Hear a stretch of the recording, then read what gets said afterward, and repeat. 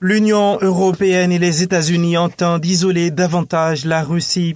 L'UE peut compter sur les États-Unis pour réduire sa dépendance au gaz russe. Les Américains vont fournir plus de gaz naturel liquéfié GNL à l'Europe. Une décision prise lors de la dernière rencontre entre la présidente de la Commission européenne, Ursula von der Leyen, et le président américain Joe Biden. Les deux personnalités ont échangé lors du sommet de l'OTAN à Bruxelles.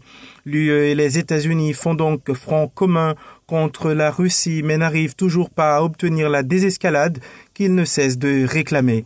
Les affrontements se poursuivent en Ukraine. L'armée russe a indiqué qu'elle va désormais se concentrer sur l'est de l'Ukraine, relaie Euronews.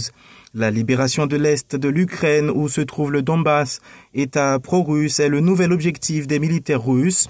Les capacités de combat des forces ukrainiennes ont été réduites de manière importante, ce qui permet de concentrer le gros des efforts sur l'objectif principal, la libération du Donbass dans l'est de l'Ukraine, a déclaré l'adjoint au chef de l'état-major russe, Sergueï Routskoï.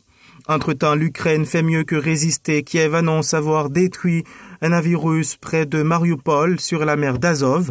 Ce navire d'assaut amphibie peut transporter 1500 tonnes d'équipement, 20 chars d'assaut et 400 soldats. Les Ukrainiens quittent en masse Mariupol pour se réfugier en Russie paradoxalement.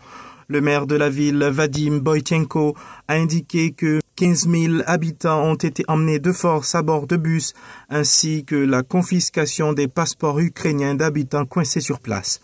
L'offensive se poursuit dans d'autres endroits en Ukraine, notamment dans le nord-est à Kharkiv, où au moins 6 civils ont été tués dans un bombardement russe.